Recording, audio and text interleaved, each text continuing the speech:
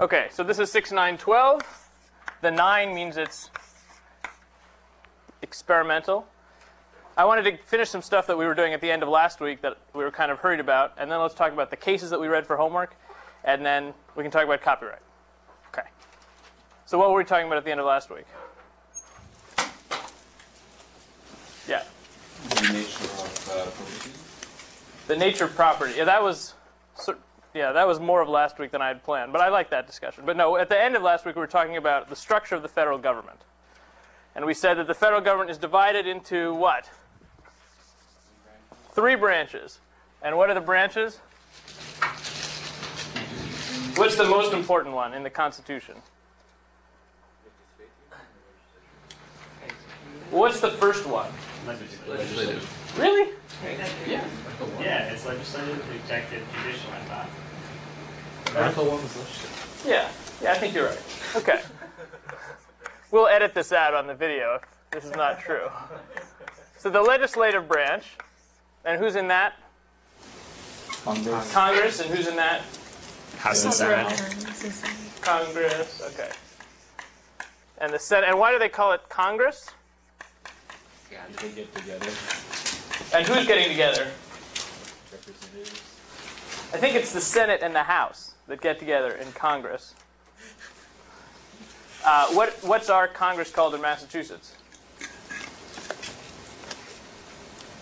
State Congress. It's the General Court. But nobody calls it that. They just call it the Massachusetts Legislature.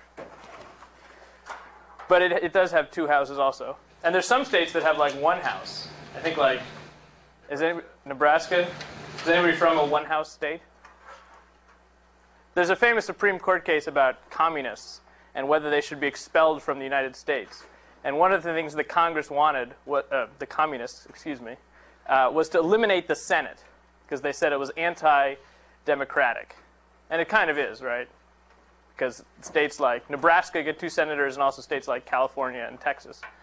So, and it went to the Supreme Court, and the Supreme Court says, well, we can't really conclude that wanting to eliminate the Senate is, so anti-American that you can be expelled from the country because Nebraska only has 1 house.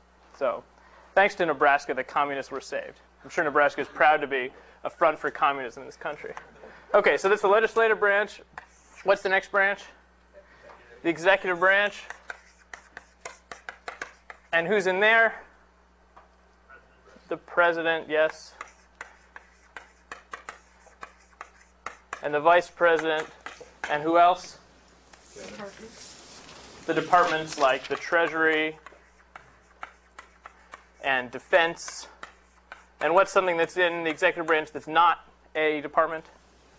FCC. Like the Federal Communications Commission. Good. And various other things. And then the last branch, the judicial branch. And who's at the top of that? The Supreme Court. And who's right below that? What did you say? The Court of Appeals, right. And there's like at least 12 of them. The Courts of Appeals. Sometimes these are called the circuit courts. Because there used to be these circuits, and the judges would go around the country and making sure that the opinions would be in concert. But they don't do that anymore. But they still have the circuit courts of appeals.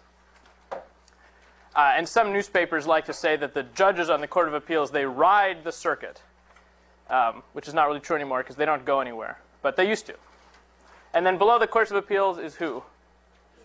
The district courts.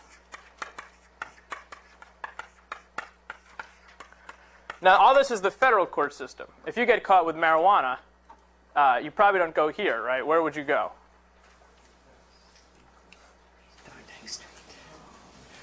Has anybody here been caught with marijuana? Let's not move the camera over to you. Nobody here? Okay. Well, if you did, I think you would go to the Cambridge District Court, which is, people know where that is, by the mall? The big ugly building by the mall, yeah. So one reason not to do pot is you have to go to the ugly building, especially if you're an architecture offends your sensibilities. So you go to the Cambridge District Court, and Massachusetts has its own court system that is, similar to the federal system in structure. There's district courts, there's superior courts, there's appeals courts, there's the Massachusetts Supreme Court, which is called the Supreme Judicial Court. And sometimes you can litigate your case all the way up to the Supreme Judicial Court, and then you can challenge, maybe your conviction here in one of these federal district courts. And then you can have to litigate all through the federal court system. Sometimes you end up appealing through like 6 layers of the court hierarchy. But in this class, we're just talking about the federal courts. Okay, and what did we say? I'm running out of space here, but at the end of a district court case, what sometimes happens? Goes to appeals. Okay, but before that. Judgment is issued. There's a judgment issued. And if it's if there's an interesting legal question, what will the judge do? Write an opinion. Write an opinion, right? And if it's an interesting opinion, what will happen to the opinion? It'll be published in a reporter. And you'll be able to find it because it has a citation, which is the most important thing in all of law. It's not murders or property or torts, it's citations. Okay. And what will the citation look like? Some number. Okay, so like 12. And then what does this number mean? The volume. Yeah, it's like the book you get down off the shelf. And then what will you have? F sup. Oh, very good. Federal supplement. And who publishes that? Is it the government? West. West. And who owns West? Thompson? Very good. And where's Thompson? I don't know. I think they're in Canada. So all of our laws under the control of this Canadian company, Thomson Corporation, which is not to be confused with the other Thomson, which owns like Technicolor. Yeah, they're French. It's not that Thomson. It's the Canadian Thomson, I think. Okay, and then what's the last thing this year? Page. The page number. So with these 3 things, you can walk into any law library, and you say to the librarian, "Excuse me, where's your federal supplement?" And they're like, what would they say? That row of bookshelves. I mean, it's a lot. It's like the Dungeons and Dragons manual. I mean, apparently. And then you go to the bookshelf and you look for volume number 12, and you pull that down, and then you go to page number 413, and that's where the opinion is supposed to start. And what happens if you see a citation that's like 413, comma, 425? What does that mean? That you really want page 425, but it starts at page 413. Yeah, so the opinion starts at 413, but the citation that the person is really trying to direct your interest to is 425. Why is it important always to have the 413? So it's indexed. Yeah, and if you have LexisNexis, this is the only way to get to it, is by typing in this exact string. If you type in 425, it's not going to pull it up. So you always need to know the page number it begins on. Okay, so this decision is published, and you appeal. And if you're in the District of Massachusetts, where does your appeal go? The First Circuit Court of Appeals. And that's like in the same courthouse where they had the ring premiere. Okay, and then you'll go in front of how many judges? 3. How many is the full? Well, the full First Circuit is like 6 judges, which is the smallest circuit. Okay, that's right. Yeah, but when you get your appeal, at least at the beginning, they only give you 3 judges because the judges are very busy hearing all those pot-related appeals. Okay, so you'll go before these 3 judges, and how long does a trial take, by the way? Long time. Wasim was just on a jury, so they take a long time. They can take like weeks, right? Like the O.J. Simpson trial took like 6 months or something, right? And then it's rendered in a decision that can be like 80 pages, or sometimes even 400 pages. There was actually a campaign finance case recently. People remember that one about the McCain-Feingold Bipartisan Campaign Reform Act? And there was extensive litigation on that act, and the district court opinion was like 1,300 pages. So they can be really long. Okay, so courts of appeals, so you go before 3 judges, and that lasts how long? Is it weeks? So now. More like an hour, yeah. Sometimes it's like 10 minutes. And then they deliberate for like 6 months, and then they issue an opinion. Maybe. And if it's interesting, how will that be cited? Same thing goes Right, 92 F. And these days, it's like F third series, because there's been so many volumes of F. And then another page number. OK, great. And then if you want to, you can appeal the Court of Appeals judgment, right? But you can't exactly appeal. You have to do what's called a collateral attack. Because the Supreme Court is so busy and they get so many thousands of appeals, they don't want to have to take them all. They only take the really important ones. And that's about 75 every year. So this is like many, many, many cases, like tens or hundreds of thousands, maybe 10,000, 75. So things really get whittled down. And if you follow a case, as you can in Lexis, all the way from district court, sometimes from state courts to federal district court to appeals court to Supreme Court, you can see that the issues get narrowed at each stage until the Supreme Court may be talking about one incredibly esoteric issue that the poor guy who was actually accused of having the pot could totally care less about. You know, by the time it gets to the Supreme Court, it's like, does the Rooker-Feldman doctrine preclude consideration in 1932 of the merits of the Advanced Death Penalty Act? You're like, who cares, you know? But the Supreme Court is mostly concerned with important legal issues for the country, not generally at all about the actual case before it. Sometimes it is. OK, so it goes to the Supreme Court, and they will almost, I think, always issue an opinion, and it will always be published, because the Supreme Court is so important. And how will that look? US. Yeah, it'll be in US. And who publishes US? Not Canadians. That's right. The American government. But also, US is really slow to come out. Like, you can't find an opinion in US until like 3 years after. But so Canadians publish it quicker in a different set of volumes, which have names like Supreme Court Reporter, that's the Canadian one, and Lawyer's Edition, which is published by Lexis, which is, I think, a Dutch company. So anyway, but eventually when it's in US, you want to cite it there. OK, so that's what the judicial branch does, and that's what we looked up on the homework. Let's talk about the executive branch for a second. Sorry, the legislative branch for a second. What do they do?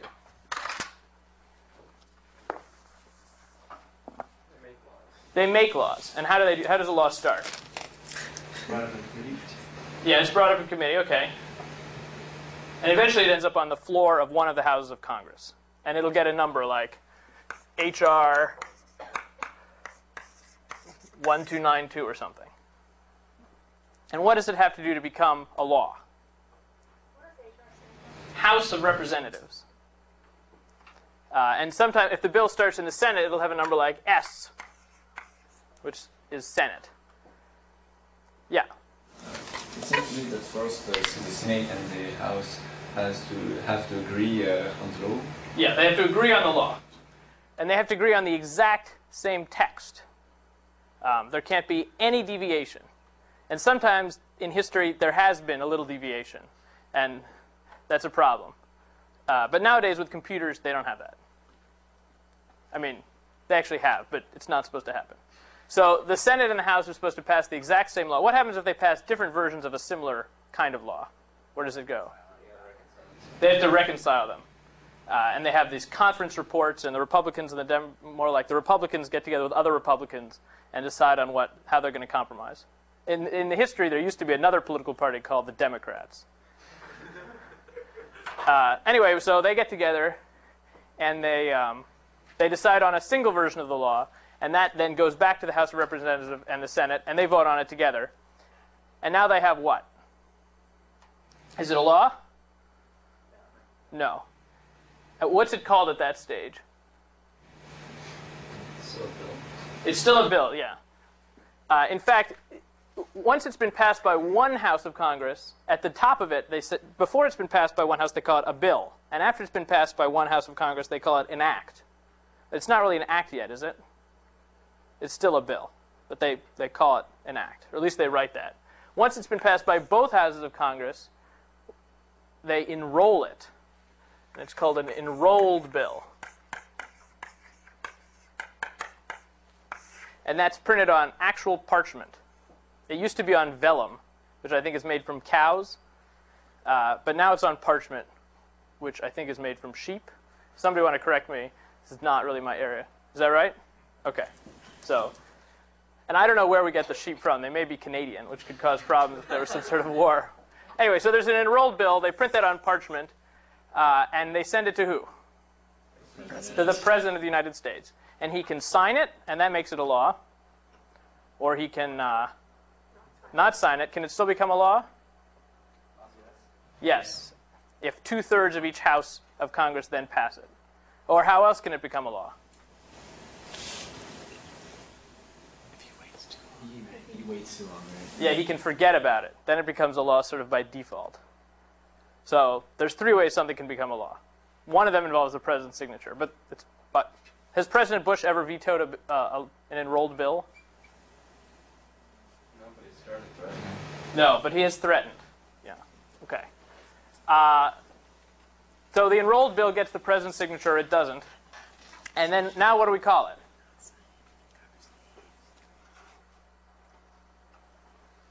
It's a law.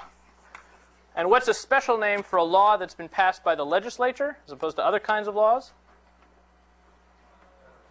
A statute. Good. So when people talk about a statute, they're not talking about a court decision. They're not talking about the MIT rules. They're not talking about some regulation. The statute really means a law passed by a legislature. What are some other kinds of law that are, the law in the federal government? That are not statutes. Case law, that's good. Regulations. Regulations, yeah, those can have the force of law. Common law is sort of like case law. Treaties? Treaties, very good. Treaties are also the supreme law of the land, which is not how things are in many other countries. And in practice, not how things are in America. But at least formally, treaties are the supreme law of the land. But none of those are statutes. Statutes are things passed by Congress. Okay, so it's an enrolled bill, and at this stage, we can cite it. And therefore, it has validity. And it'll have a name like the, let's say the Communications Act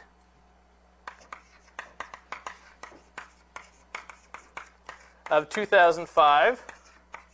And Congress will give it, on the parchment, they'll give it a number. Like 109, public law number. That's actually not how it's done. Sorry. Public law number 109-50. Yeah. So what does this mean? What does the 109 mean? The Congress, which Right. This is the 109th time that the Senate and House of Representatives have come together in Congress, which they do every 2 years. And the 50 means it's the 50th public law that they've passed that year. Now, does this let you... So there's a piece of parchment, and it goes into the National Archives in a vault. when does the public law number get assigned at enrollment time? I mean, a few days later. So it is not assigned. So you have a public law number for a vetoed bill. No.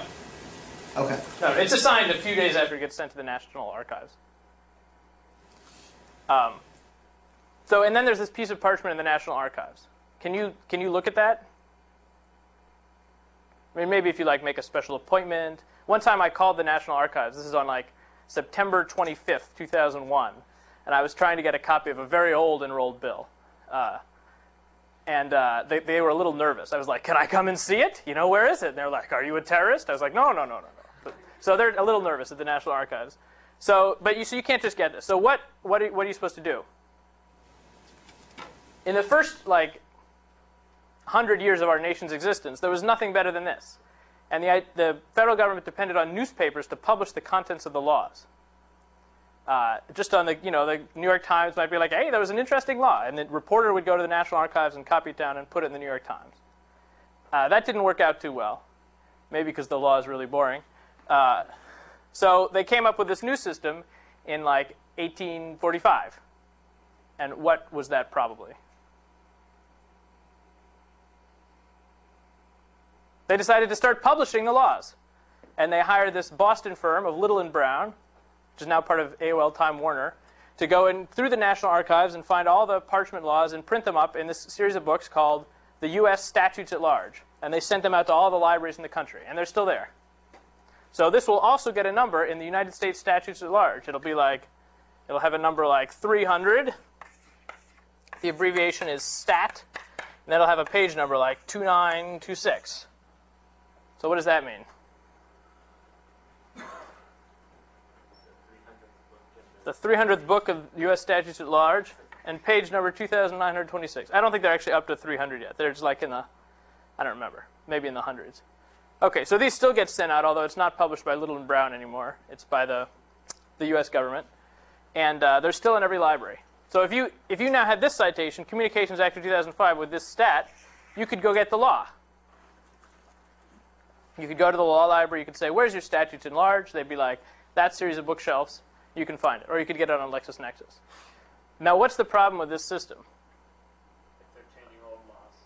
Or if it's been superseded. It's the, laws are patches. Yeah, so it's kind of confusing, right? I mean, let's say that there's 300 books, each 3,000 pages long, and somebody asks you, is it okay to make a phone call? What are you going to do? I mean, you can't just read this law and say, oh, it is or it isn't, because there might be a future law that changed it, or that it might affect previous laws. You might have to go through the entire 225-year history of our country looking for all sorts of laws on the same topic and figure out what the current state is. Does that make sense to people, why this is a problem? They're not really organized. So they have a solution to this, which started in the 1920s, which is that after this whole process is done, a group of people in the House of Representatives takes the laws and tries to organize them by subject matter. So they put out one book, which is about Congress and the laws about Congress. They put out a book that's about Indians and the laws about Indians. They put out another book about copyright and one about patents. And all the laws that are about patents go into that book, and about armies go into that book. And they try and, if something's repealed, they try and delete it. If something has something to do with something else, they try and put them right next to each other. And that process is called codification. And the books that they put out are called, anybody know? Codes, yes, and it's called the United States Code. And it comes out, there's a new version that comes out every 6 years. Although the Canadians and the Dutch publish a new version like every 10 days. But the official version comes out every 6 years. So this citation, if somebody gave you this, you'd be like, oh, come on, man, are you making things hard for me? What you really want to see is Communications Act of 2005, and then some number like 47 USC section 271. That's what you really want to see. And that's a lot better than, oh, go to the library and find book 300 and that'll tell you the law at this instant in time. That'll actually tell you, one, that this has something to do with telecommunications, because 47 is about telecommunications. And two, you'll know exactly where to look to find the current state of the law on whatever subject is being talked about. Because if some later law has come along and amended it, that amendment will also go in section 271. Yeah? It's not also a problem with the Supreme Court and the courts. It's a complete problem with the Supreme Court and the courts. Yeah, and people write treatises that try and take court opinions together and sort of make them fit together and be organized. And there's some of them are called restatements, which try and take, but sometimes different court opinions can conflict in very subtle ways, and it's not really clear. So it's definitely a problem. And people will argue about whether an old Supreme Court opinion is still good law, and it's definitely a problem. And one of the things that you can do if you have a bunch of court opinions that are in disagreement is the legislature can step in and clarify the law. And we'll see that they did that with copyright. Yeah? Do the Dutch and Canadian versions also use the same numbering system? Or They do. Okay. So if they Generally. if they come out first, how do they know what number to use? That's a good question. Nowadays, these National Archives people generally signal their intent about what section number they're going to put it in when the law is passed, even though they don't actually prepare the version until later. So, but they're not always the same. And sometimes, and also these books are not really official. At least sometimes they're not official. So there can be mistakes in them. Congress could have said one thing in stat, and that's what's official. And the people who prepare these books, who are not elected or anything, can make mistakes. And you can be reading this book and you can say, oh, it is legal to make a phone call. And little did you know that it's actually not. And the Supreme Court has had to decide cases based on that, I think as recently as 1993. So sometimes they go back to the parchment. So, but generally that doesn't happen. Generally, the United States Code is the only version anybody cares about. Okay, so when you see a citation to USC, you know that you're looking at what? A statute. And when you see a citation to US, you know you're looking at a Supreme Court opinion. And Supreme Court opinions often interpret statutes, right? What else can they interpret? Constitution. The Constitution, yeah. Are we? Do other countries have it that way? That their top court interprets both the Constitution and the statutes? How about like in France? It does? Yeah. I thought- The equivalent of the Supreme Court would be the Court of Cassation, which can interpret the Constitution. However, if a law is unconstitutional and it has already been passed, the Court of Cassation cannot do anything about it. So who has the job of stopping unconstitutional laws before they get passed? The Conseil constitutionnel. The Constitutional Council. So in France, the highest court of appeal is sort of different from the Constitutional Council. And many countries have that the court of last resort is not the same as the Constitutional Court. And those countries generally put less importance on their judicial branch. France, we say, has a civil law system. And they sort of make fun of our common law system. They're like, how can you have the courts just sort of deciding things on whim that have such importance? You know, like there's a case of Roe versus Wade. What did that decide? But what more specifically about abortion? Yeah. Right. It said that even if a state wants to forbid somebody from having an abortion, it can't do that. If a state wants to permit somebody from having an abortion, there's no conflict. But even if a state wants to forbid a woman from having an abortion, it can't do that because of the federal constitution. And who got to argue in that case? Basically just this one woman, right, Ms. McCorvey. And so people from countries with civil law systems would say, that's ridiculous. How can you have national policy for the entire country being decided by this one person and the particularities of her circumstance? But that's how we have things. Anyway, so we give the reason the Supreme Court has such importance in America is partly because we give it authority as the court of last appeal, and also it's the court of last appeal in civil matters and criminal matters, and also it interprets the Constitution. So it has a role that not that many other countries give to one court. Yeah.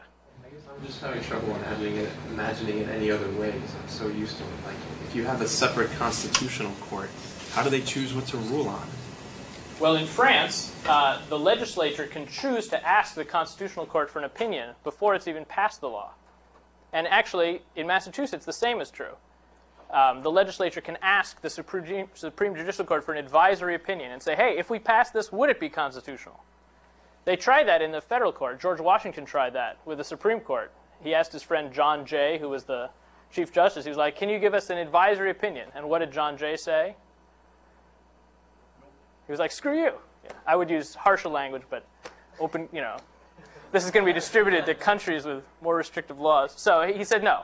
The Supreme Court does not give advisory opinions. It only decides actual cases or controversies, and that's from the Constitution. Okay. So, right. So that's what the legislative branch does. And very quickly, what does the executive branch do? It enforces the law.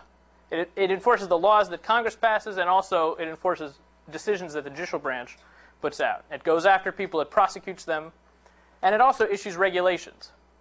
Sometimes the Congress will decide, we don't want to get into the particularities of some subject matter. So it'll be like, we want to have the radio spectrum be regulated, but we, Congress, don't want to have to decide who can have 47 megahertz and who can have 48 megahertz and who can have 49 megahertz. So they decide, we're going to set up something in the executive branch, in this case the FCC, and we're going to invest them with our authority. We're going to delegate to them. And the FCC is going to be able to publish regulations that will have the force of law in some particular area. And when the FCC publishes those regulations, they're published in where? In the Federal Register. The Federal Register, which is like a magazine published by the U.S. government that comes out every weekday. And I do remember what the citations look like. There's like a number in the front, which is, I think, the year of the Federal Register. And then there's a page number, which is like 14,296. The page numbers start over every year. And this tells you, this tells you a single page in the Federal Register for that year. And this comes, you can go to the library, they'll have the Federal Register from today and yesterday and the day before, and they stack up. And it's like 300 pages a day of new regulations. You can also get it emailed to you. That's published by the U.S. And so this would also be very inconvenient if you're trying to figure out who owned 47 megahertz and you had to go through the last 50 years of the Federal Register. Now they gave it to CBS, here they gave it to NBC, so what do? Right, they codified it in something very similar to the United States Code that's called, Caitlin? The Code of Federal Regulations, which is almost exactly the same as the United States Code in that they have these volume numbers in the front and then these section numbers. Do all the volume numbers correspond, or just No, some of them? just some of them. I think 47 is the same, and that 47 of USC is about telecommunications and ditto for the Code of Federal Regulations. But it's not the same for copyright. Yeah.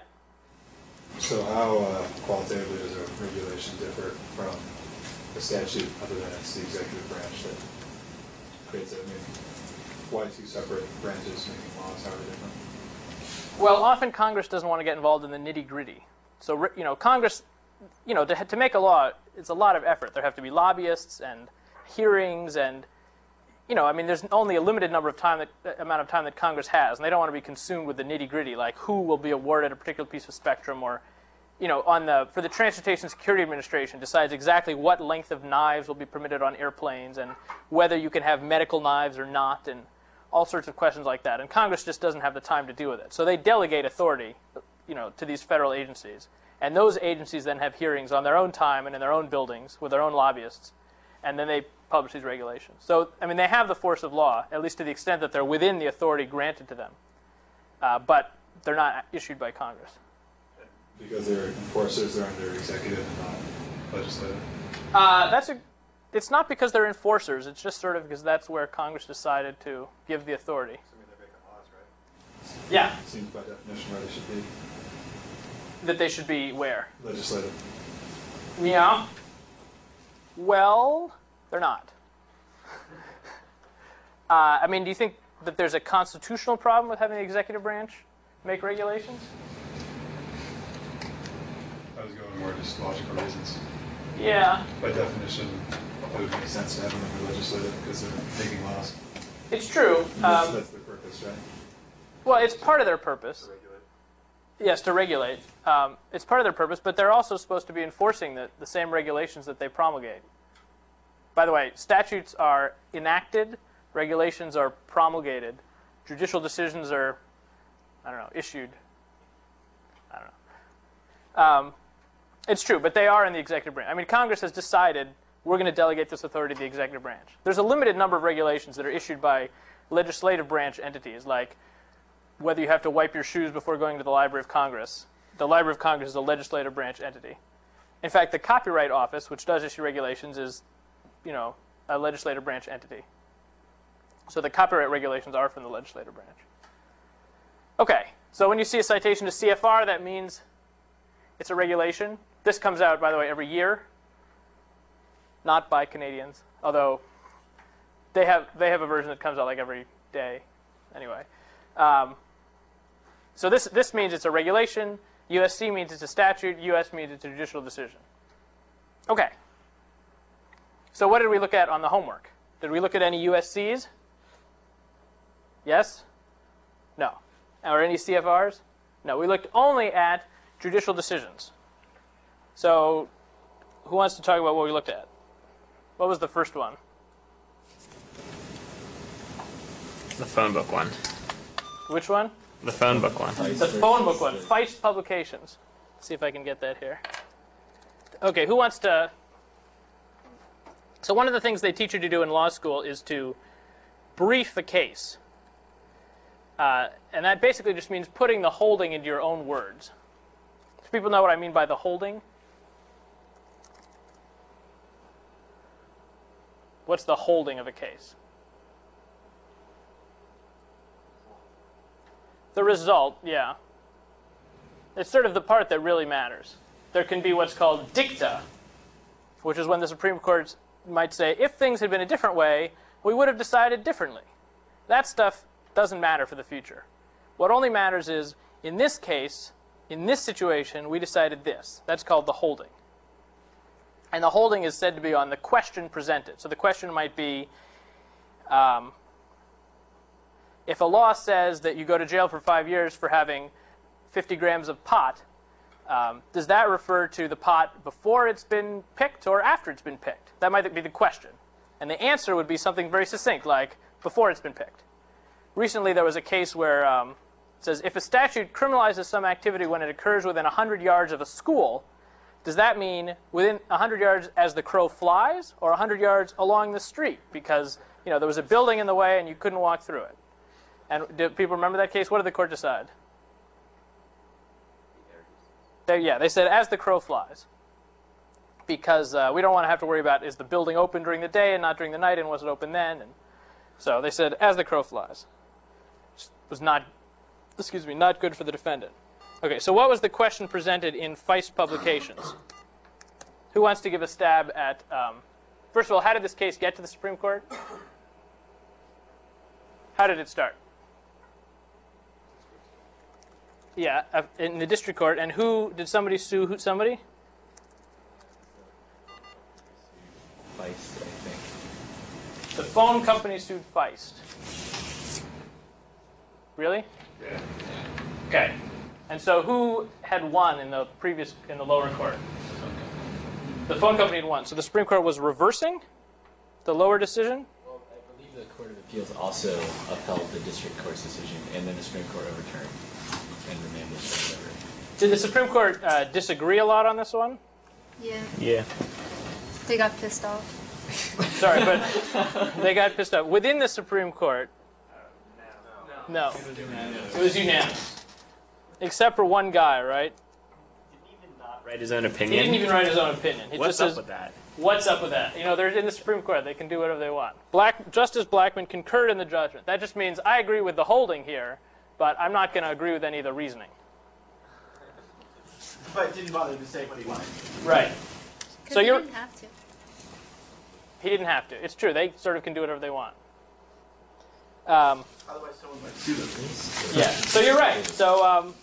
So we can see here that this previous court opinion, if you look here, it says disposition 916 F second 718 was reversed. So what is 916 F second 718? They don't really give you a lot to guide you here, but what is that? It's a citation, yes, to what? An appeals court opinion, yeah. So you see how you have to know the citations to know what the hell they're talking about. So they're saying the appeals court opinion was reversed, and it was unanimously reversed. That means that everybody on the Supreme Court thought that the appeals court got it wrong.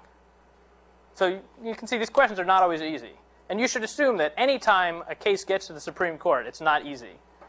Even if it's decided unanimously, reasonable people could disagree. And not just reasonable people, like very smart justices. So these cases are not easy. And here they give the decision. So we're just sort of giving away the answers here. Decision. Alphabetical listing of names accompanied by towns and telephone numbers in telephone book white pages held not copyrightable. Thus, non-consensual copying of listings held not to infringe on copyright. Wow. Okay, who wrote that little decision line? Some clerk. I think it was Canadians. Or Dutch, actually.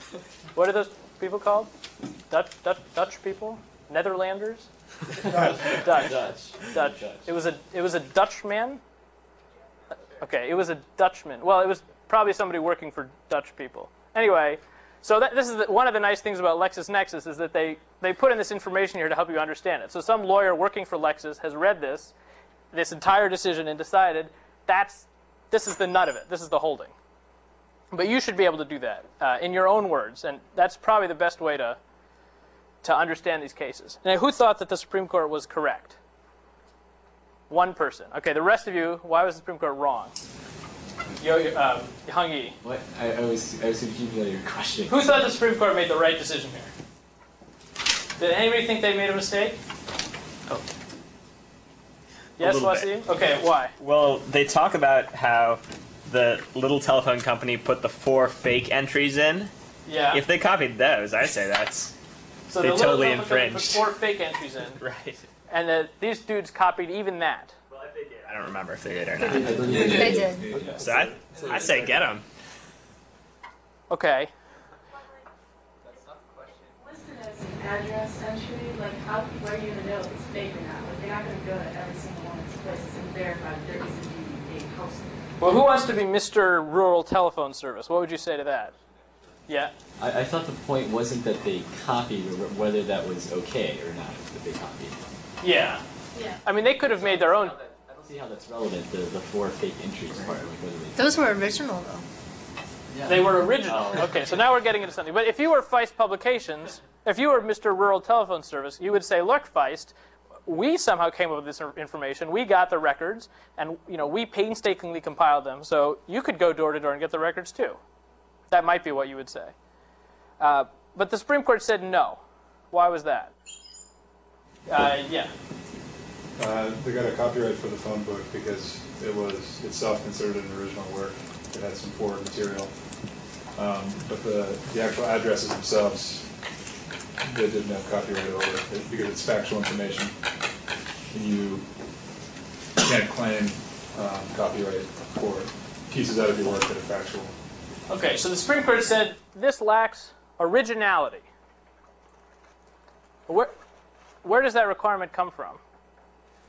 Copyright law. Copyright law. Is it from the Constitution?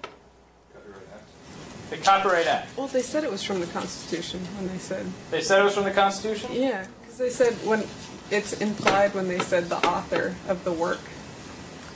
The word itself isn't used in the Constitution, but it's implied. Right. Right. They said by using the word author, it implies some originality. Okay, but would you say this decision is primarily about the Constitution or more about the statute? Yeah. They claim that it's about the Copyright Act of 1976, but they point to case law that holds it even before then. Okay. I mean, if the Supreme Court wanted to grant copyright on this kind of work, could they? Sorry, not the Supreme Court. If Congress wanted to grant copyright on this kind of work, could they? Well, that's a really hard question, but I think the answer is yes. That's my personal Supreme Court answer. It's clear they could grant protection. It is less clear to me whether they could grant copyright. Okay, but I think the Congress was probably within its power to stop what Feist Publications did here. We don't really know. But in this case, the Supreme Court said no because of this requirement of originality. And everybody thinks they made the right decision? I mean, if you compiled the phone book and somebody ripped you off, you'd be, I mean, it takes a lot of work to compile a phone book, right? Isn't that investment in work what the Copyright Clause and the Copyright Act are supposed to protect? Yet, Bob? I think you could also say it's you could make an argument that it's original in your presentation or your just the fact that you chose to do it and that no one else had compiled those statistics. Yeah, I mean, did the Supreme Court agree that it was original? No, they don't. I think you can make an argument. Okay, yeah. That may be a lot of work, but since it's required from the local company, well, they don't have any choice. So I would agree with the Supreme Court when they say that it wasn't an original work since they had no choice on the selection of names. Okay, so they had no choice on the selection of names. They arranged them, alphabetically, which they also basically had no choice. Yeah. The copyright would only grant protection on the order where it's known, not on the names or on the numbers. Okay. Somebody else? Yeah. The court also spends a couple of pages basically yelling at the lower circuit courts for using the sweat of the brow argument. The sweat of the brow argument. That it doesn't matter how much effort you put into getting the facts, they're just facts, and unless you do something special with them, they're not copyrightable. Wow. Okay. Okay. So what are some contemporary situations where this kind of question could be an issue. Yes, Caitlin. Sorry, there was another case I looked at. Yes? Is this okay? Sure. There was a NBA versus Stats Inc. and Okay, Motorola. NBA versus Stats Inc. And how did you find out about that case? I read a book about baseball statistics. Okay. What would be another way to find out about related cases that starts with the letter C? Citation, yes. So what's one of the coolest things that you can do in reading a Supreme Court opinion? Follow the citations. You can read other Supreme Court opinions that cite it. You can just follow the citations. And those often have all sorts of interesting permutations. And another thing you can do is you can use Lexis to search for other cases that have cited this case. Because the citation format is so constrained, or not original. Well, we'll get to that. But the citation format is so constrained that you can be sure that future courts will have used the exact same format. And you can just search for that text. You can find other cases that have decided to cite this case. And for Supreme Court cases, Lexis has made it even easier for you. They have a little button up here that says Shepherds. And you click Shepherds, and which in the olden days you had to actually get the book Shepherds, but now it's just on Lexis. And this will tell you the entire history of this case. So it started out here as F sup. What's that?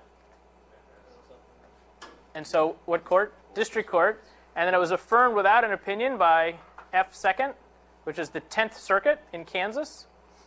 And then they tried to get reconsideration, and they lost. And then it was reversed. I'm not exactly sure what happened here.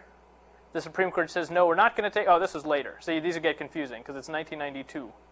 Anyway, and then it gets to this citation, and then they argued about who should pay the fees. There's a whole history. And then you can go down here and you can see here's all the decisions where the Supreme Court later talked about this case. It was explained by and cited here and cited in this case and cited in this case, which you also read, right? And then here's, let's say you're a lawyer arguing in Massachusetts. What you really want to know is what has the First Circuit said about this? Well, here they tell you. Here's all the First Circuit cases, Johnson versus Gordon, and this case, and this case. They go on. Oh, there's a case about Yankee Candle. Yankee Candle Company versus Bridgewater Candle Company. What is that probably about? Yeah, maybe, can you do you know? Is it about scents? Yeah, I don't know if you can copyright a scent. Maybe that's what it's about. Might be the name. Or the names, Candle Company. I don't know. You know. So there's all these cases. Here's one, Lotus Development Company versus Borland International. Do people know what that was about? Oh, yeah, That was about whether you can copyright Control X. And your arrangement of, because I think what, who? Look and feel, right? No. I thought Lotus v. Borland was actually whether you can copyright the WK1 file. I don't think so, but. No, you're right. No, you're right. It was about the, Quattro Pro had a...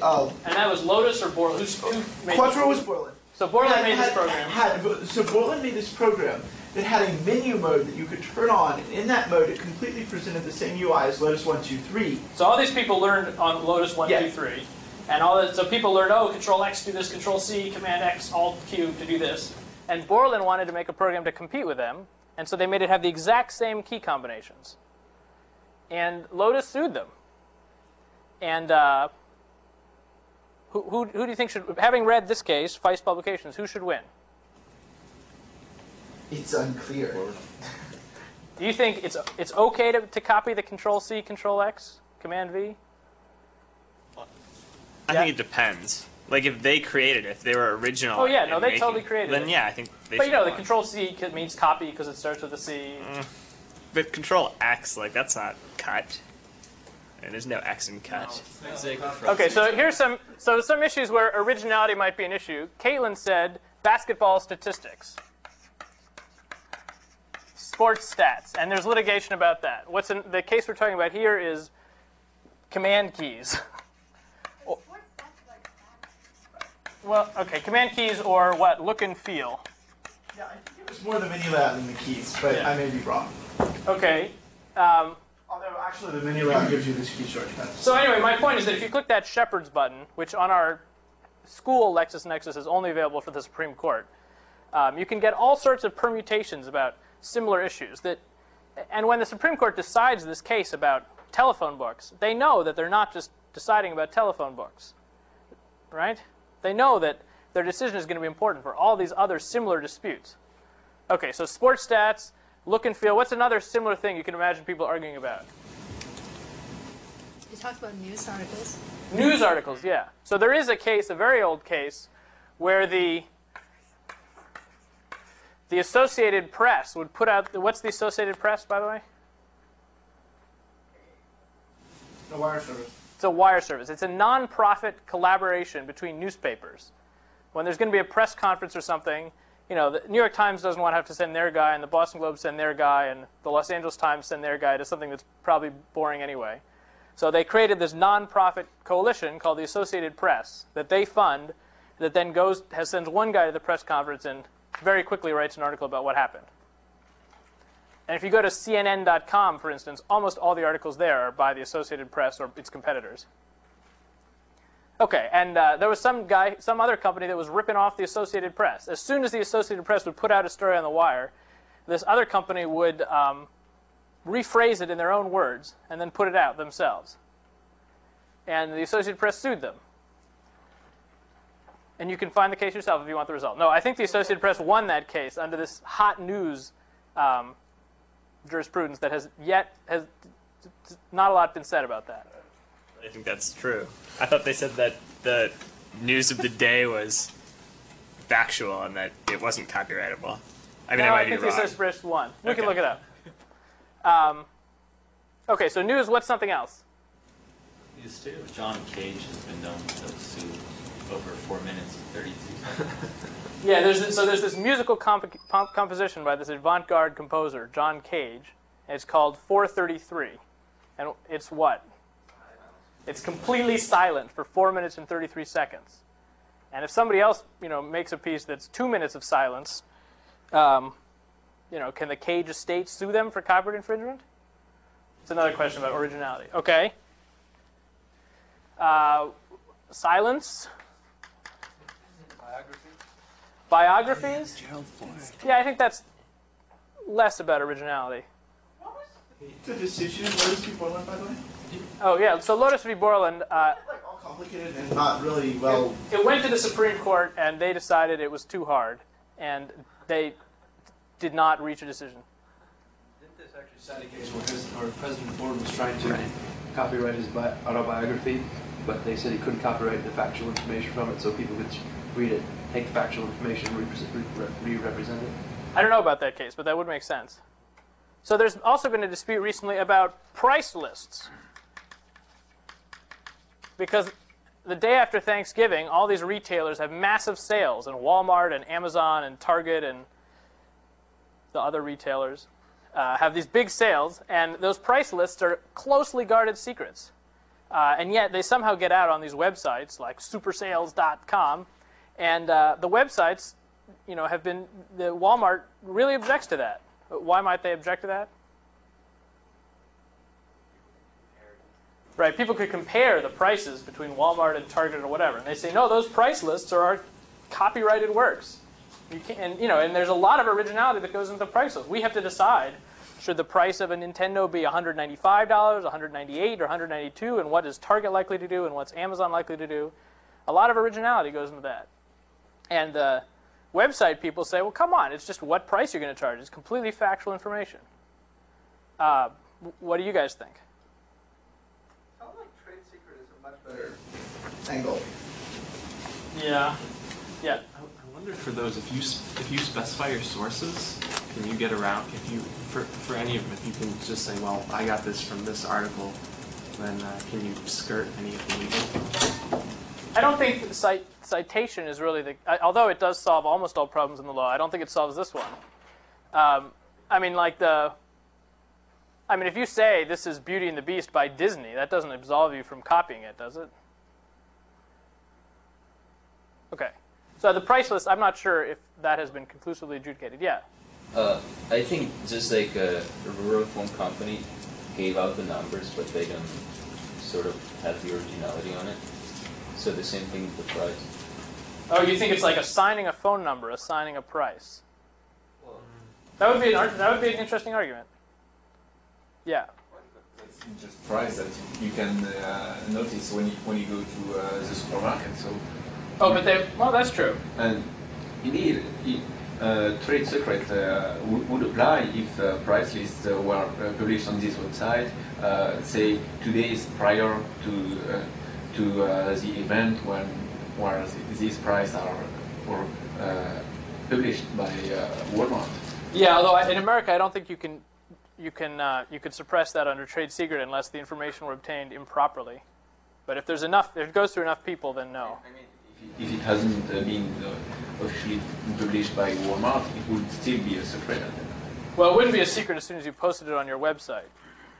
This is a new issue in trade secret law, and I don't think it's been totally settled.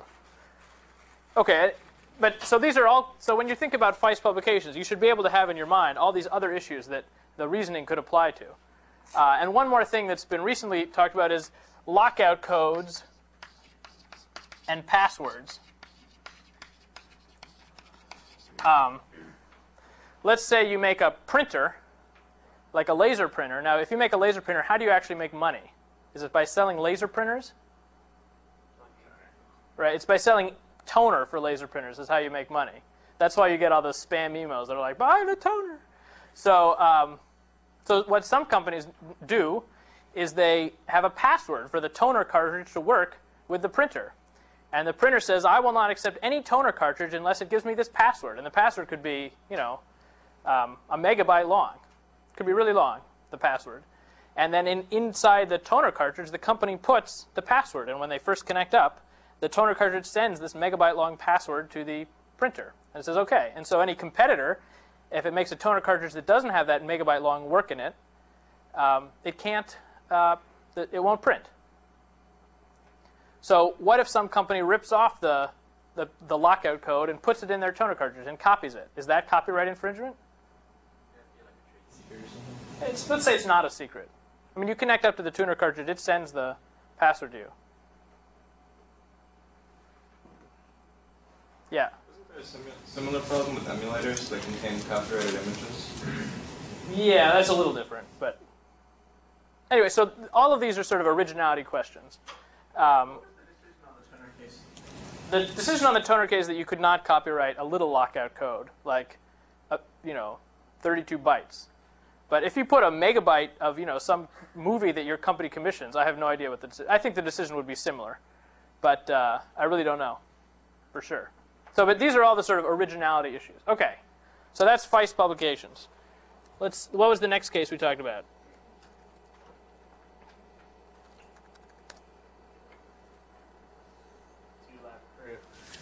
Two Live Crew.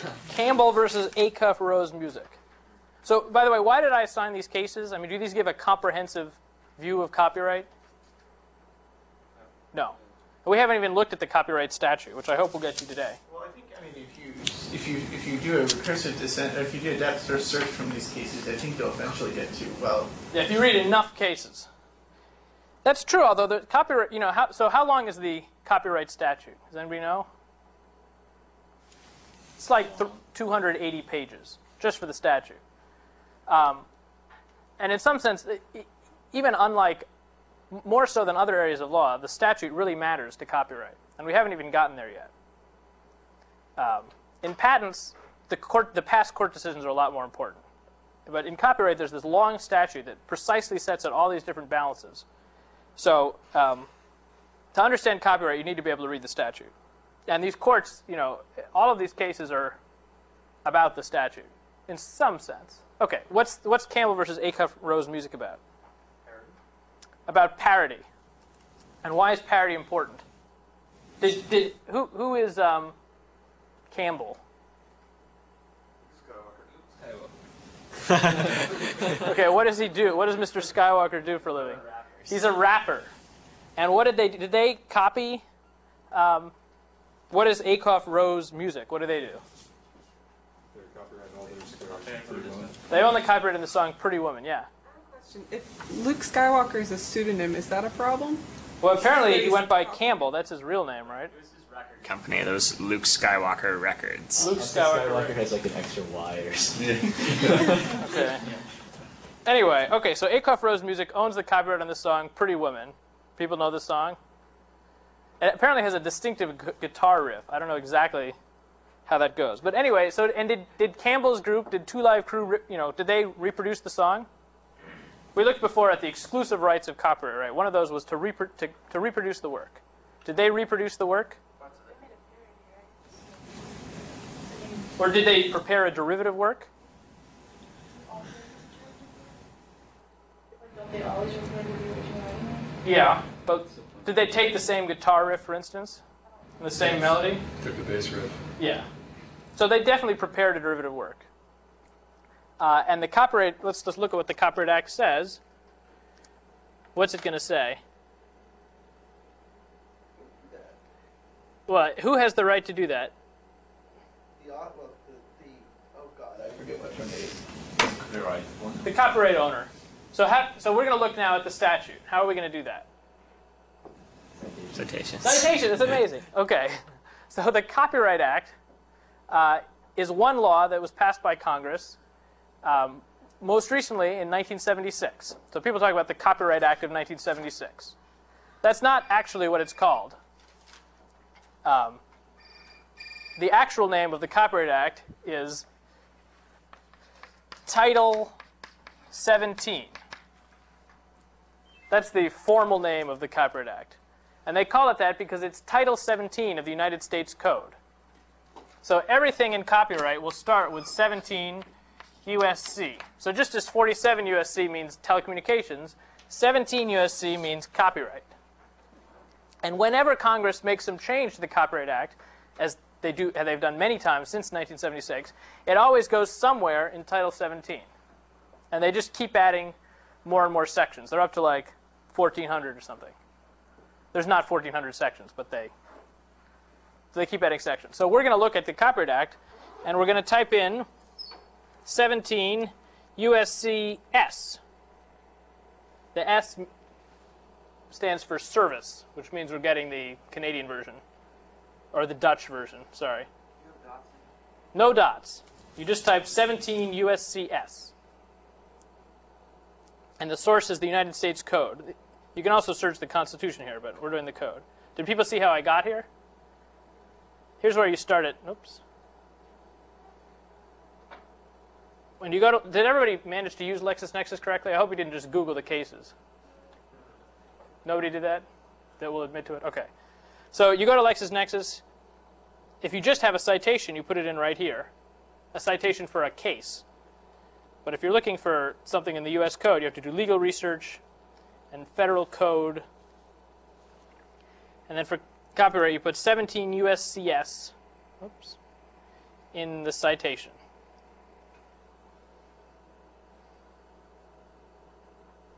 And it brings up the whole thing. And how many sections is it? 161 sections.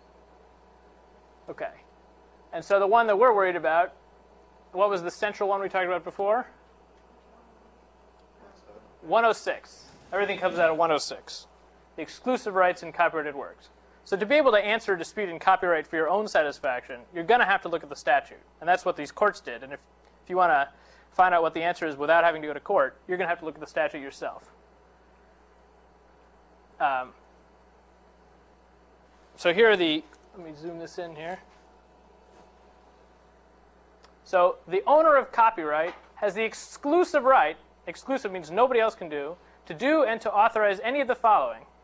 And one of those is to prepare derivative works based on the copyrighted work. And later it says that if anybody infringes one of those exclusive rights, you can sue them and make them stop and get money from them. Yeah? You cannot prevent the fair use of your work. Right. So there's exceptions to this. Yeah. There are exceptions to this. Yeah, well, that's basically what the entire rest of the Copyright Act is about. But, by the way, did anybody go to the sessions at the MIT libraries and the Technology Licensing Office are running about copyright? Did anybody actually go to those? Yeah? Yeah, they didn't. They briefly touched on the definition of fair use, but that was about as far as they got. Yeah, so the perspective that they gave in those sessions, I don't want to, the perspective they gave in those sessions was a more conventional perspective on copyright, which is that of the author. And I don't want to mislead you into thinking that all this stuff is how authors think about copyright. When we talk about copyright academically, we talk about the structure of government and property rights and intellectual and rivalry and exclusion and all that stuff. That's sort of an academic view about copyright. But if you're an author and you just want to copyright stuff, you have a very different discussion. And that's not really what you're getting here. So I don't want to mislead you. I mean, if somebody had to summarize copyright for their friend who was trying to write a book and protect it, what would you say? Yeah, I would say you write a book, and nobody can copy it until 70 years after you die. You should register your copyright with the Copyright Office, which we haven't even touched on yet. And if somebody adapts your book into a play, or sells it without your permission, or copies it, you can sue them. That's basically the author view of copyright. Yeah. It's not necessary to register your book in order to be protected by copyright. It's not necessary to register your book to be protected by copyright, but it is necessary in order to sue somebody. We'll get to that. But I just want to emphasize that the sort of academic study that we're doing here is not the sort of nuts and bolts that you would get from one of those MIT library sessions. Okay, so you have the exclusive right to prepare derivative works based on the copyrighted work. So is 2 Live Crew in trouble? They infringe one of these exclusive rights. Why are they not immediately put in jail? Because parodies are allowed. And in particular, what was the first sentence of this that I skipped over? Subject to sections 107 through 122. So I just blithely skipped over that. But those are important because those are the exceptions. And the very first one is 107, which is fair use, which says, notwithstanding what you just read. What does notwithstanding mean?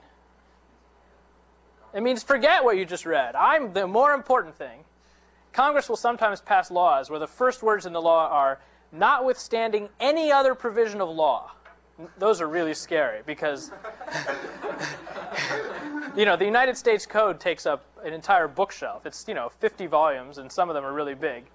And when they write notwithstanding any other provision of law, they're wow. Yeah. What happens if two laws with this provision contradict themselves? What happens with 2 laws contradict themselves? That's why we have highly paid judges. I mean, sometimes the more recent law there's general rules like the more recent law takes precedence, or more likely you try and understand Congress's intent. In fact, there are some laws that are so important that they say this law cannot be overridden by any law unless it specifically says that it overrides me. So if you say, notwithstanding any other provision of law, that's not good enough to override this law. You still have to say, and notwithstanding the such and such act. So you can get yourself in all sorts of logical contradictions. But fortunately, we have judges to sort these things out. And generally, they're not really concerned with, with formal logic. Okay, so notwithstanding what you just read, but this notwithstanding business is also dangerous because we're depending on the people who write the U.S. code to put things in a reasonable order. But as far as we know, somewhere in Title III, there might be a section that says, notwithstanding all of Title 17, you can copy it as long as it's about pretty women. That law might be part of the United States Code, and we would have no idea. Yeah? You find all of them through searching somehow? Through like a full-text search? You can now, but that's something you can do in the last 20 years. And even so, it's difficult. And there's some federal laws that are not in the United States Code, like the Northwest Ordinance, which created like Illinois, and it's a federal law. It's still in effect today, still in force, but it's not in the United States Code. It's complicated. Anyway, so notwithstanding what you just read, the fair use of a copyrighted work, including such use by reproduction in copies or phonorecords or by any other means, for purposes such as criticism, comment, news reporting, teaching, scholarship, or research, is not an infringement of copyright. In determining whether the use made of a work in any particular case is a fair use, the factors to be considered shall include the purpose of the use, the nature of the work, the amount of the portion used, and the effect on the potential market. That's what Congress has said. Now, did Congress come up with that on their own?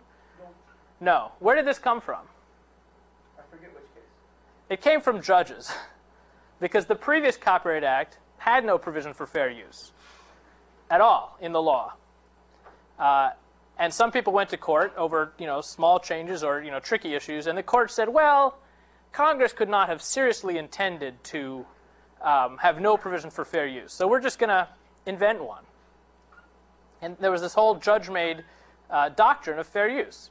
And when Congress enacted the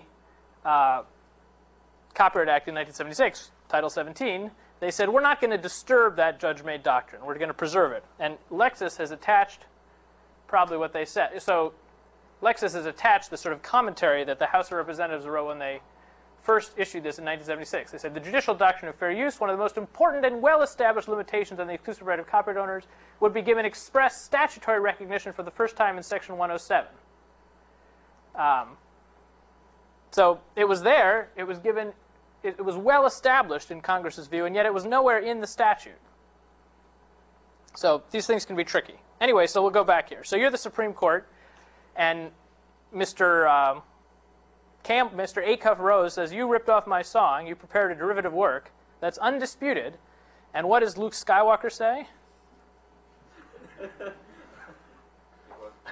He says it was not an infringement of copyright because it was fair use. And Section 107 says, notwithstanding your exclusive right, my fair use is not an infringement of copyright. That's what he says, right?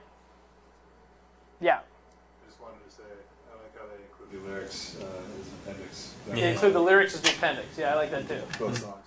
Just the court deals with that.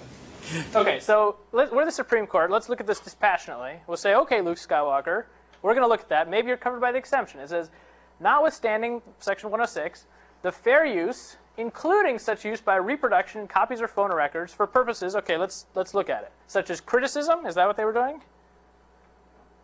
Okay, criticism, comment, maybe. News reporting? No. Teaching? No. Scholarship? Research? No. Okay, so, but they're like, it's criticism and comment. And did the Supreme Court rigorously apply these 4 factors in deciding whether it was a fair use? Yes? Yeah. Well, they said, like, these factors, like, apply, these factors don't, sort of. I don't remember the exact details. But isn't that how they made their decision? So he says, isn't that how they made their decision? I mean, do you think that's how they made their decision? well, in the Supreme Court, they talk about how in appeals, they made these assumptions about 1 through 4 that are not true. They changed their minds. It kind of seems like that's what it's contingent on. Yeah, I mean, but how do you think that? Do you think that that's how the justices reached their conclusions, or do you think they were like, well, come on, it's just a joke. Let's write this reason why. I mean, we don't really know how they, in their minds, reached the decision. And David Nimmer, who's probably the foremost copyright scholar today, has written a paper called "The Fairest of Them All," which maybe we'll read in this class, where he analyzes, like 100 fair use decisions, and finds that the judge's opinion on these 4 factors has almost no predictive power about what the judge's ruling will be. Even what the judge actually has written about his opinion of the 4 factors has no effect, no predictive power, I think, on the final ruling about whether it was fair use or not. Yeah. And that can be seen in the last case, Universal versus Sony, because the minority opinion of the court was reached almost the opposite decision to the majority, and on the basis of those 4 sections. Yeah. So, you have to understand, although these are the criteria that Congress has set out for judges to help judges in reaching their decision, in reality, things are a lot more subtle than that. And, really what probably happens is that, the judges sort of decide, is this really a ripoff? Is this affecting the plaintiff in some bad way? And yeah. So, it's more subtle than what's set out here. I wonder what would happen if MP3.com were today. There is yeah, I don't know. And so, and what the vagueness of fair use in practice means that large entities just will not rely on it at all, because you really don't know what is fair use and what isn't. I mean, the victory for Luke Skywalker was by no means assured in this Campbell versus Acuff Rose case, right? And the consequence of that vagueness is that no publisher will rely on fair use. So when when the MIT Press is publishing a book and they want to quote some other author from some other book, they always ask permission from Simon & Schuster, whoever it is, even if it's just a sentence. And if they won't give permission, they're extremely reluctant to include it, even if they have a Lockhart case of fair use. Have people know the author Douglas Hofstadter, who wrote Gödel, Escher, Bach? So in his book, Le Tombeau de Marot, which is about translation, at one point he wants to criticize part of The Catcher in the Rye by J.D. Salinger. And so he prepares in his book, the important thing about his book is that he laid it out, the author laid out this book himself in a word processor because he wanted it to have a very particular kind of layout. This is, he's a famous author, so the publisher's like, whatever. And so in his book, he's like, and now let me show you what I mean about the bad parts of J.D. Salinger's Catcher in the Rye, colon. And then he has this long excerpt that's in an inset. I should have brought this in. But in the inset, he says, I've got a problem here. This is not J.D. Salinger. And the problem is that right before our publication date, my publisher called up J.D. Salinger's publisher and said, can we excerpt this little excerpt from Catcher in the Rye? And J.D. Salinger said no. And I would have, written around this or somehow fixed it, but as I explained to you, I've laid out this whole book in advance to have a certain layout in my word processor, and I can't just delete this excerpt or it'll screw up my pagination. So I'm just going to sort of ramble on at length here until I reach the original length of the excerpt. And then he goes back, he's like, can you believe J.D. Salinger wrote that? I'll bring this in. But the point is that here, Douglas Hofstadter is exactly criticizing Catcher in the Rye. He has like a 1-paragraph or 2-paragraph excerpt from Catcher in the Rye. Who here has read Catcher in the Rye? And, we can look at the purpose and character of the use. It was criticism. The nature of the copyrighted work is this big book that's one of the classics of American literature. He's excerpting, well, what's the amount and substantiality of the portion? Just 1 paragraph.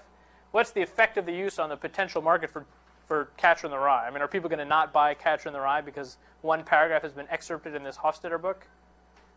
The effect is probably nil, right? Yeah. So here, Douglas Hofstadter's publisher, and the publisher, by the way, is Basic Books, which I think is owned by HarperCollins, which is owned by the News Corporation, which is a gigantic company that also owns like Fox News and Fox TV and 20th Century Fox Television and The Simpsons. I mean, it's a gigantic company, which would have no problem paying lawyers to litigate a fair use dispute here. And here, seems to have an ironclad fair use case. They won't risk it. So the fact that fair use is vague means that in practice, cautious entities will not depend on it at all, even if you might think that what you're doing is fair use. Okay. Did anybody have anything else to say about the 2 Live Crew?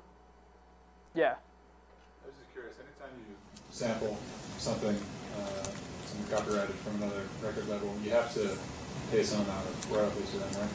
Yeah. Is that related or recent? It is related. I mean, rappers, recently a rapper, I don't remember which one, they do these samples where they take a small section of another recording and they put it in their recording. And recently one of those, rap bands or rap, I don't know, are they in bands? One of the labels was hit with a judgment of like $50 million for just sampling, and it's a sample of like, or something like that. But they were hit with a judgment for $50 million, or a lot of $1 million, I don't remember how much, for that sampling. So you really have to be careful. And as we'll see, if you mimic the sound, that's completely okay. If you make your own whoop, even if it sounds almost exactly like the whoop that you're sampling, that's fine. That's not copyright infringement at all, even if it's totally similar. I guess Vanilla Ice did.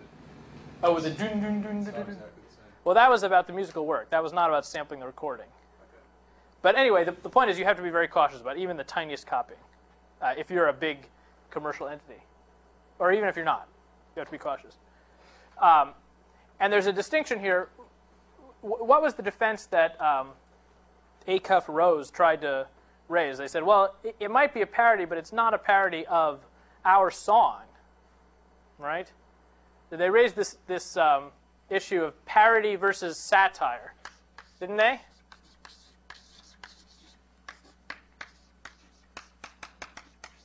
Did they talk about that?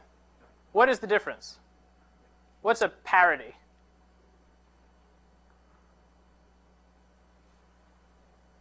Weird Al. Oh, I don't think so at all.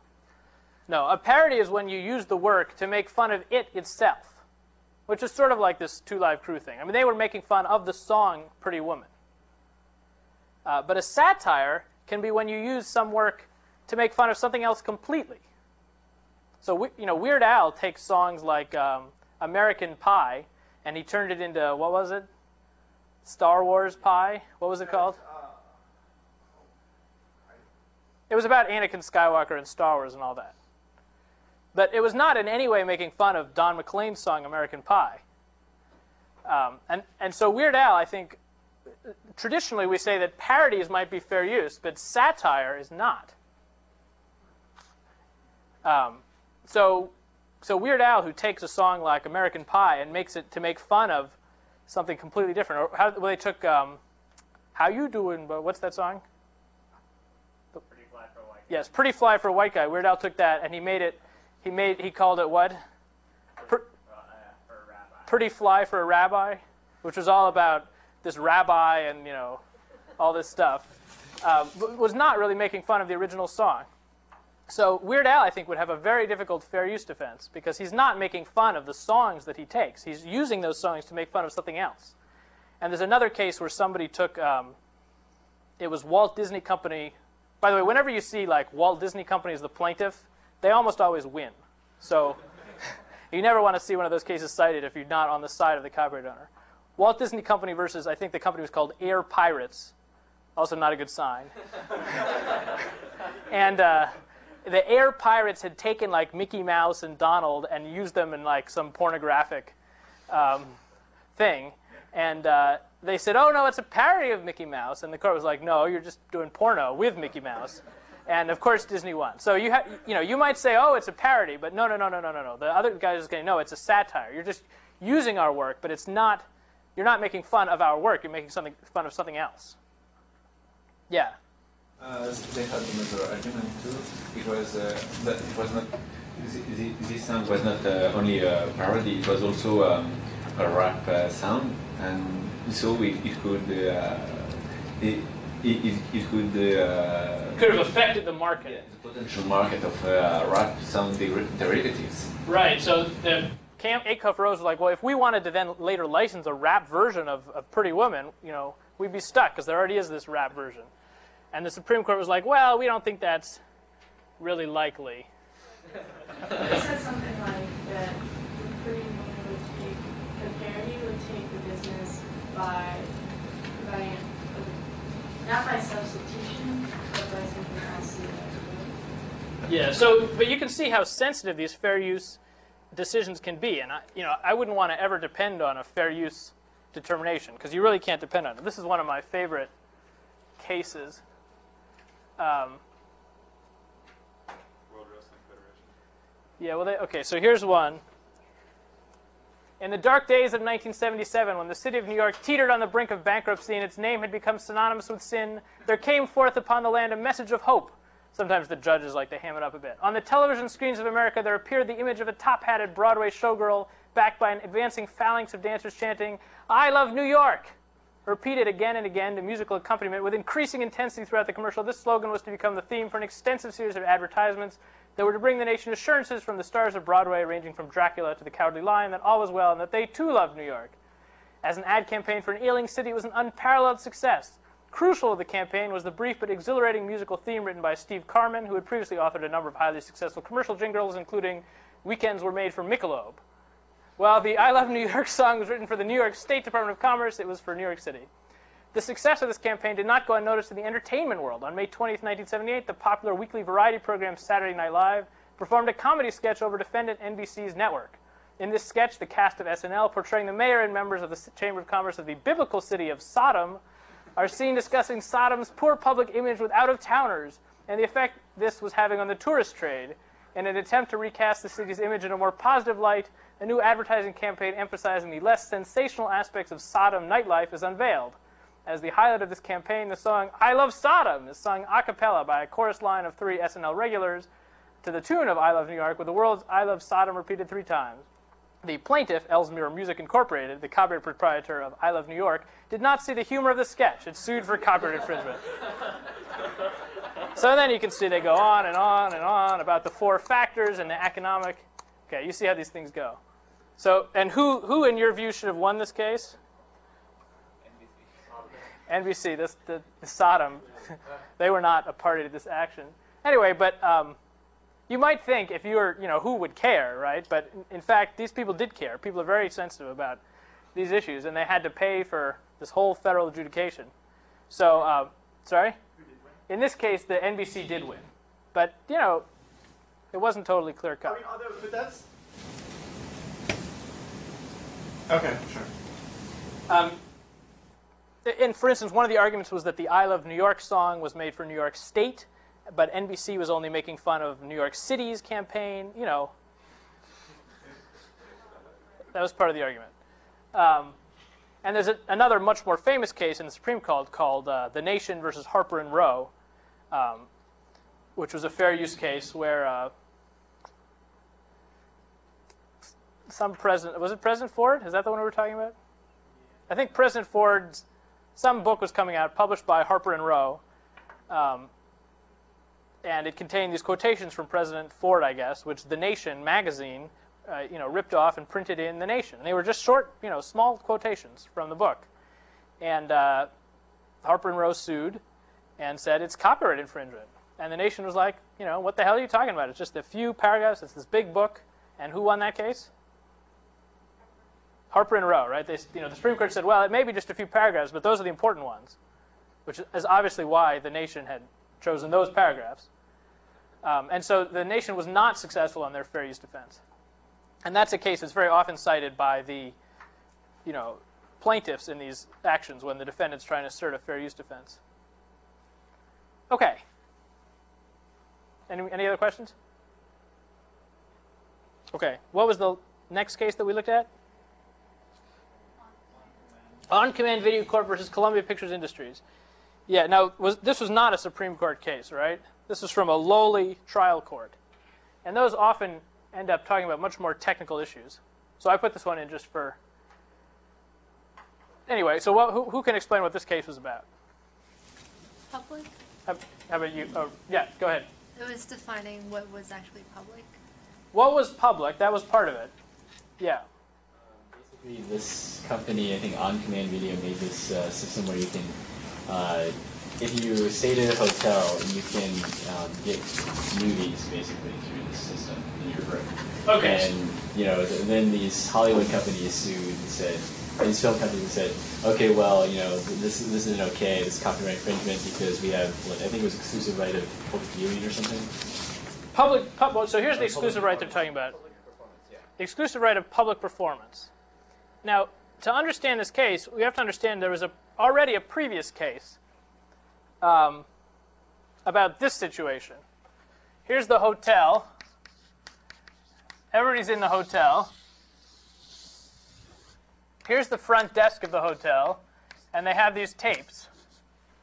And then they have this hallway, and then here's your room that you rent from the hotel, and there's a VCR hooked up to a TV.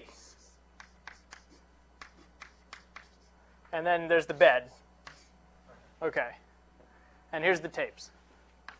Okay, so there's a previous case from 1986 where there's a hotel, and if the people want to get a tape, they walk down the hallway, and they pay some money, and they rent the tape from the hotel, and they walk back to their room with the tape. They put it in the VCR.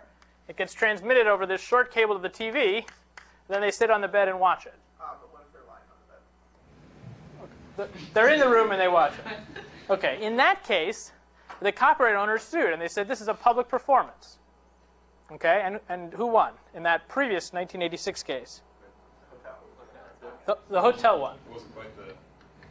That wasn't quite the. This is a previous. This is previous. Sorry. Yeah.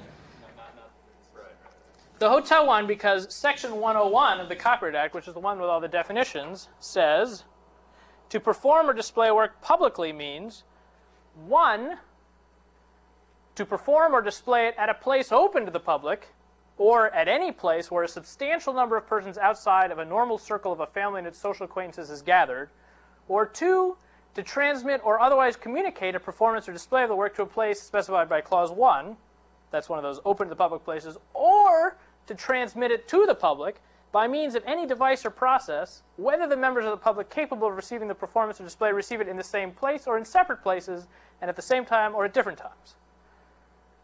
So you can see how this is one of these definitions people can argue about for hours. So in this first case, the 1986 case, is the hotel doing number 2? No. Not really. They're not really transmitting it at all. They're just giving you the tape and you walk down the hallway, which is not transmission. There's another definition about that. So are they doing number 1? To perform or display it at a place open to the public? That would be the argument. And, yeah. I mean, presumably anyone who for the most part, most members of the public could choose to rent a room from that hotel. Yeah, most members of the public could choose to rent a room from that hotel, yeah? That the room itself is not a public space, the hotel as a whole was a public space. Yeah. Well, so in this previous case that we didn't read, the argument was, is this hotel room a public space? Is it open to the public? And they were like, well, yes, it's open to the public because any member of the public can rent a room. And the hotel was like, well, it's not really open to the public. Once you've rented it, at that point, it's only open to the people who've rented it.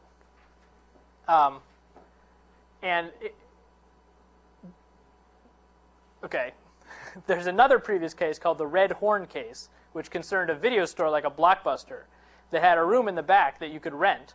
And you could rent your tape from the Blockbuster and go in the back and then watch the tape. And the copyright owner sued, saying, no, no, no, you're performing it publicly because that room in the back is open to the public. And who won that case? The video store or the copyright owners?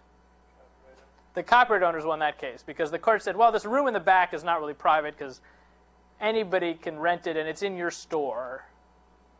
So it's open to the public. That's sketchy. That's the Red Horn case. So here's a hotel case that looks somewhat similar. But in that case, the court said, well, it's not really, hotel rooms have long been understood to be private. And for instance, for a search, for the Fourth Amendment, you can't just barge into a hotel room without a warrant, even if the hotel says it's okay. So, there's all sorts of reasons. But they said the hotel room is not open to the public. And so this hotel VCR tape lending scheme was approved by the court. Okay, any questions about that one?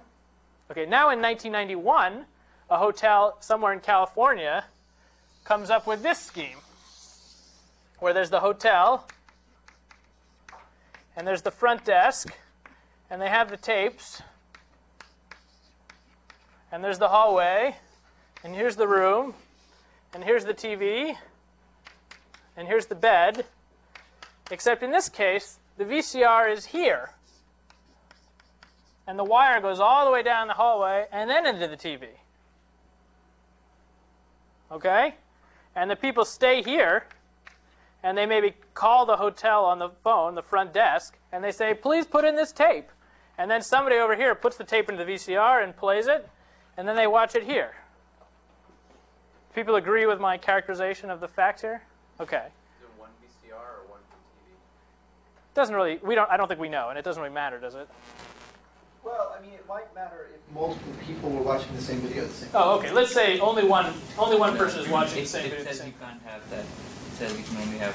I mean, when one of them is locked out, it can't watch many videos. So it's locked out. So only one person can ever watch a particular tape at a time.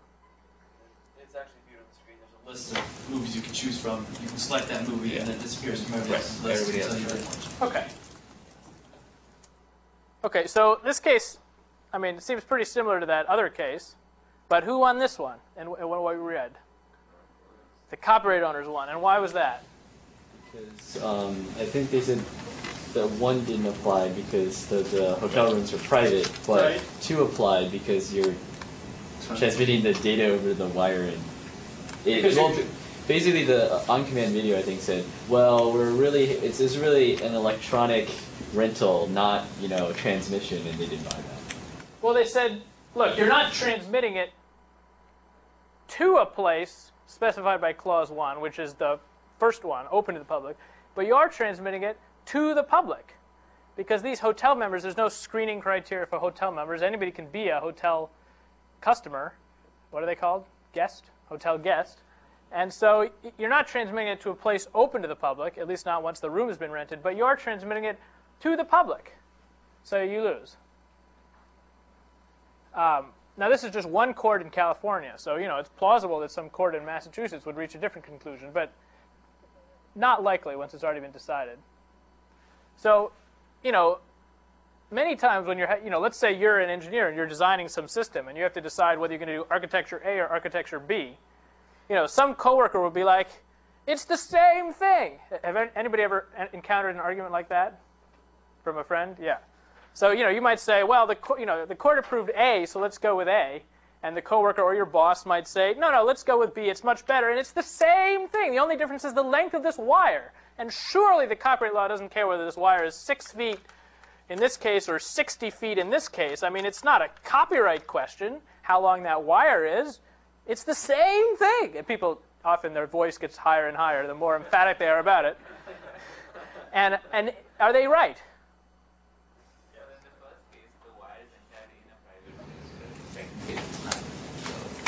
I mean, the source of the transmission in the second case isn't located in a public place. Okay. And That's an interesting dividing line. Where is the wire? I mean, do you think Congress, when they wrote this law in 1976, they said, we intend, this exact result, that this will be legal and this will be not legal? Do you think the senators were there like, how long can the wire be? No. And this is what courts do, yeah. This wasn't exactly the question of the length of the wire, because they tried, the copyright owners tried another approach, which was to say that since the wire was in a public space, against the lobby of the hotel, it should be considered as a public place, but the court shut that one down. Answered that no matter where it passed, because you cannot watch it on cable, but only on the TV. So the real question is whether it's transmitted to the public. With any device or process. Now, why is this not a transmission to the public? I mean, it's transmitted from here to here.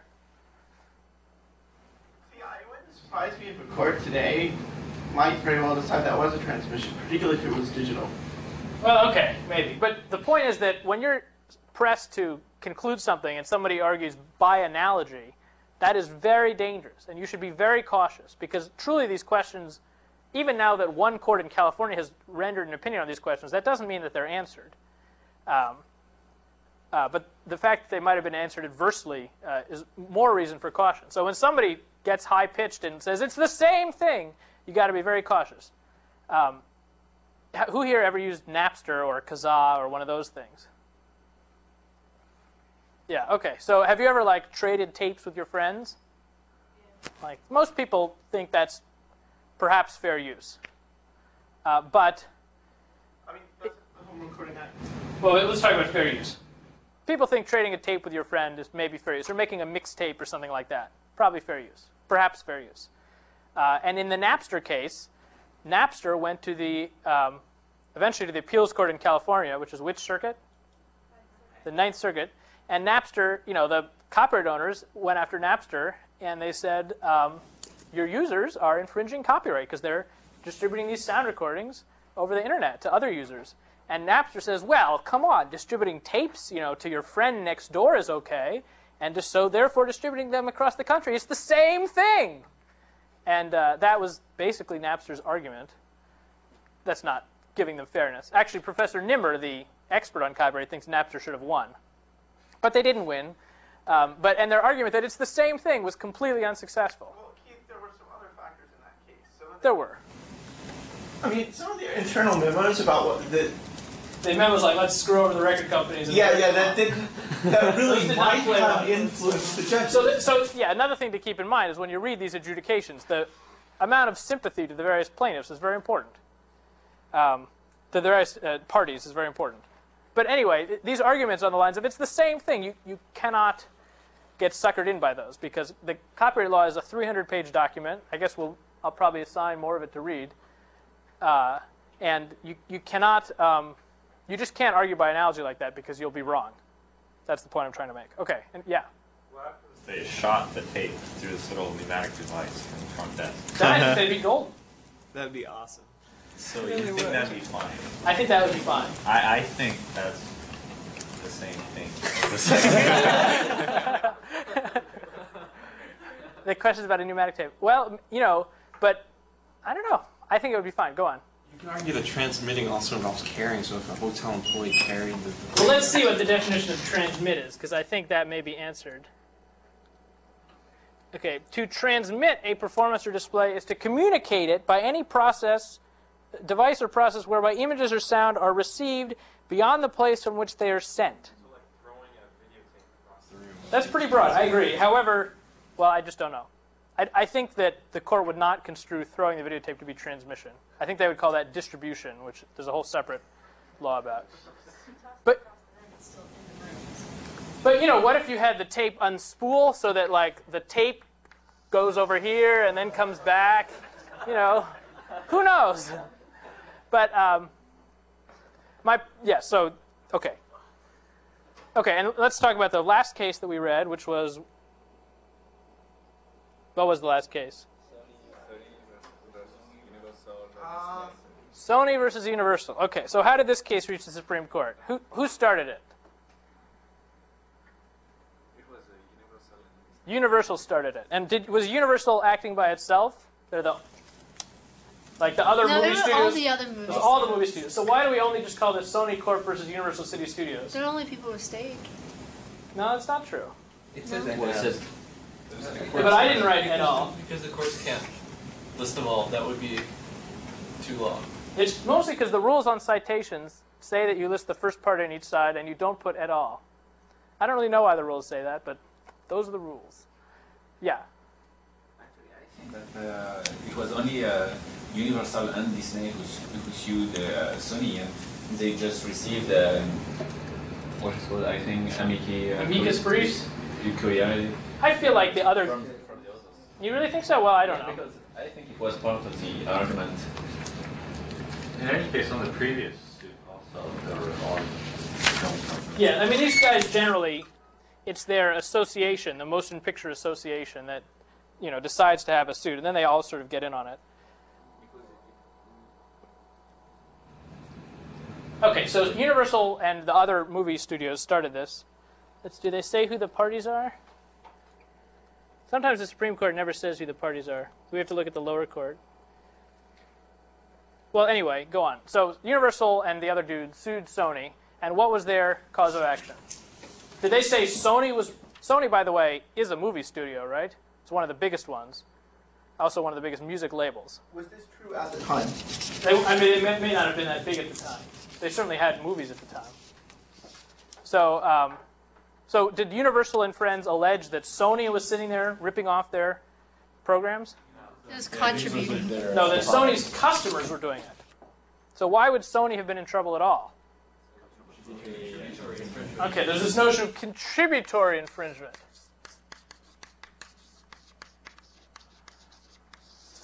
Okay. Now, is that precisely delineated when you're a contributory infringer and when you're not? Not really. That's what this case is. What the case is really about is when are you a contributory infringer? What was the argument in favor of the movie studios? How about Yo-Yo? They argued that Sony, in its marketing, had, for example, had known that the primary use for its Betamax would be to copy programs off of the television waves, and most of these programs were copyrighted. So they knew that people would be using the Betamax for... Okay, so Sony knew that Sony was making money, and they were selling this device to customers, and Sony knew that what the customers were doing was copyright infringement. That was their argument. Therefore, Sony should be contributorily liable. Yeah. According to the minority opinion of the court, first Sony was making commercial use of Betamax, and Sony customers were copying the whole work copyrighted, because you never do a copy from a part of a movie. So there's this whole fair use analysis about how much of it. And the studio's major spokesman at that time, until very recently, was this man Jack Valenti, who's one of the most eloquent lobbyists that Washington has ever seen. And he went before Congress and he said, I say to you that the VCR is to the American film producer and the American public as the Boston Strangler is to the woman home alone. Yeah. So you interviewed this guy and you found no excuse to ask him about it? I did interview him. He had already been asked about that at the forum. Oh, okay. But you know, if you read the entire congressional hearing where Mr. Valenti testified, you can see that he just blew away all the other advocates, and he made the argument brilliantly about America's position in the world. He told Congress, you can give money to those Japanese companies, but you'll just be taking money out of American coffers and giving it to Sony and the Japanese. And even Congress said, okay, today we heard from Mr. Valenti and the other motion picture companies, and tomorrow we'll have testimony from the Japanese companies. I mean, from the consumer electronics industry. I mean, he brilliantly framed it in those kinds of terms. And in fact, the consumer electronics industry dwarfs the content industry. People know this in revenue and market capitalization. But partly thanks to Mr. Valenti, the movie studios have been very successful in getting their message out. Also, of course, the consumer electronics people have nothing to show if it weren't for the people who make the movies. Anyway, what was this really about? Were they trying to get VCRs banned? Yeah, but what did they? They wanted money. They wanted money. What this was really about was money. They would have been fine if Sony had been like, "We'll give you, $10 on every VCR." They would be like, "Great." And there had been a previous dispute in the 1970s with very similar parties, well, very similar plaintiffs about cable television. There were these cable TV channels. People ever seen cable TV called CATV? That stands for Community Antenna Television. And the cable TV people said, we're going to put up an antenna, we're going to receive NBC and ABC and CBS, we're going to get good reception of it, and then we're going to put it in a wire in the ground to all these homes, and people are going to pay us to get good reception. That's cable TV. And the movie studios sued the cable TV providers and said, what are you doing? You're transmitting our content, and you are infringing, and you need to pay us if you're making money off of our programs. And who won? No, the cable TV companies won. I think it went to the Supreme Court. The Supreme Court said, come on, they're just putting it on a better antenna. It's a community antenna. Wait, so where does that come from? Why isn't it a transition? Well, we have to read that case. Maybe I'll assign it. But anyway, they said, no, it's just a big antenna. Who cares? Because you're not editing it. You're not choosing what to do. It's just a good antenna and a long wire. That's what the Supreme Court said. And then Jack Valenti went to Congress and got them to pass a law saying, no, cable TV is infringement. So now cable TV providers don't have to get permission, but they do have to pay a royalty on what they do. What about something like TiVo? Like, you're supposed to record TV shows. Oh, we'll get to that. Okay, I'll try and get to that. So anyway, now 5 years later, they have the same argument about the VCR, and Congress had basically said to Mr. Valenti, look, if you can win in the Supreme Court, then we'll consider legalizing VCRs in exchange for this royalty. But I guess they said, we're not going to just impose this royalty. So they again went to the Supreme Court in an effort to have the Supreme Court declare VCRs illegal, and so that the Supreme Court could legalize them in exchange for this royalty, which is what they'd done with cable TV.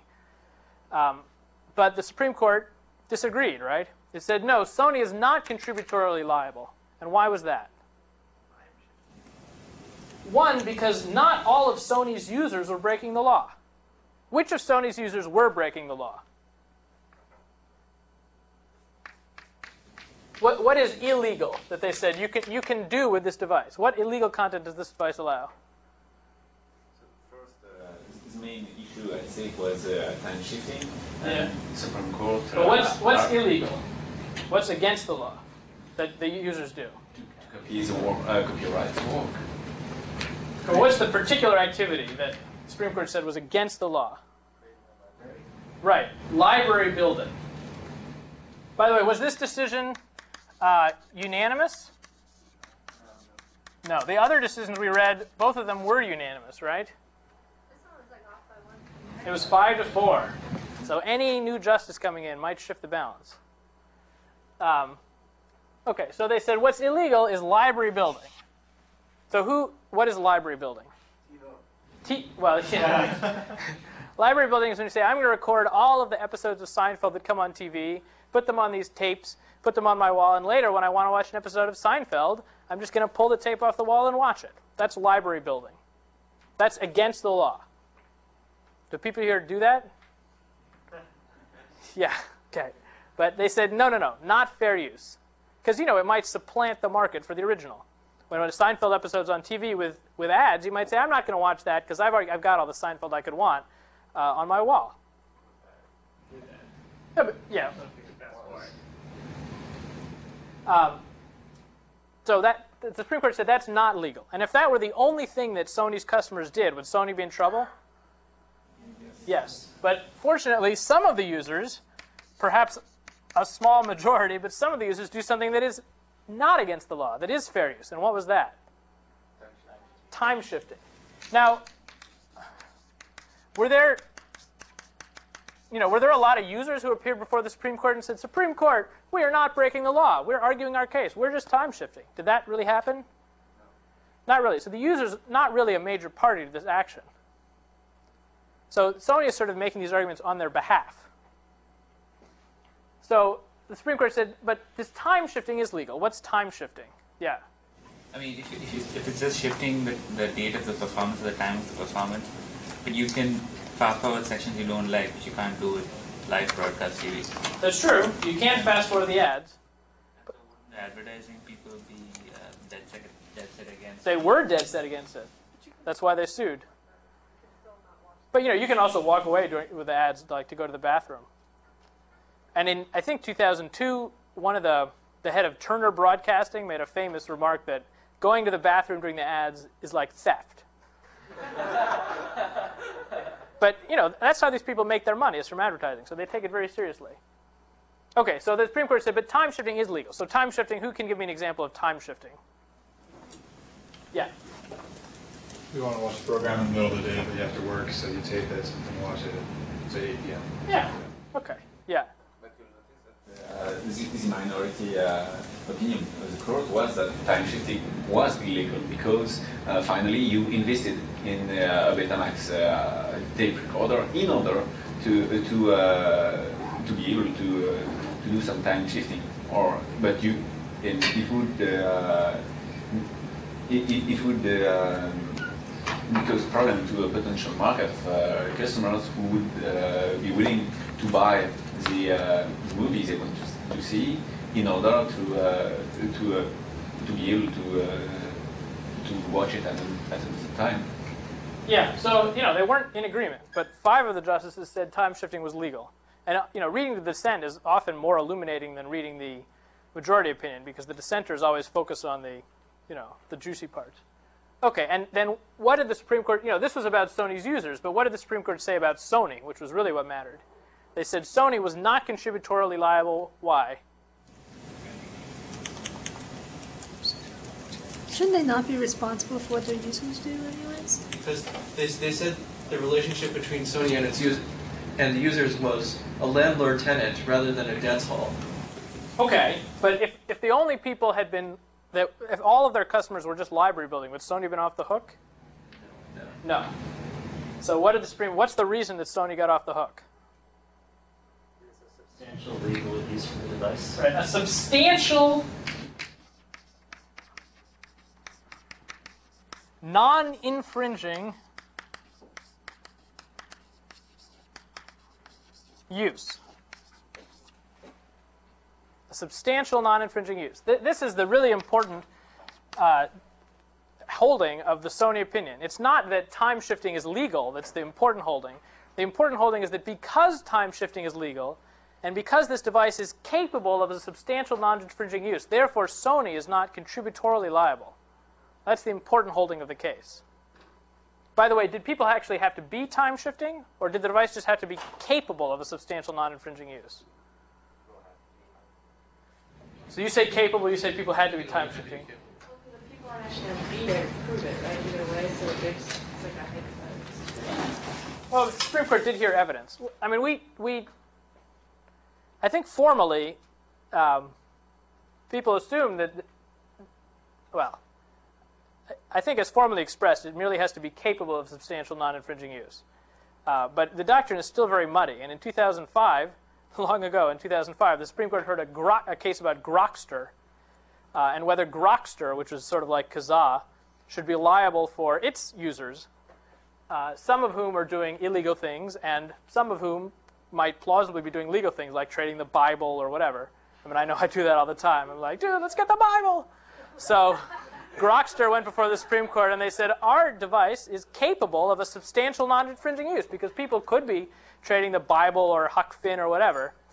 And they went before the Supreme Court, and they said, as everybody knows, in your Sony decision in 1984, you said a device just has to be capable of substantial non-infringing use, and we're off the hook. And the Supreme Court justices, who are basically, many of them are still there, they were like, really? I don't think Sony was that clear. So, here we have a case where everybody assumes they knew what that decision meant, but not until you really get back before a court, or even a court that's able to overrule it, do you realize how shaky the foundations are. So what was the ruling? It was sort of a middle ruling. The Supreme Court held that they didn't have to address the issue because Grokster, on the facts presented, Grokster had actually induced infringement itself. So they didn't want to have to talk about if they hadn't induced infringement, what the result would have been. Okay. So for next week, I think the homework is going to be to read some of the Copyright Act and maybe some more cases about it. If any of you have more suggestions about what you'd like to talk about, I'd love to hear them. Are there any? We can turn off the tape, but are there any other questions or whatever? Suggestions?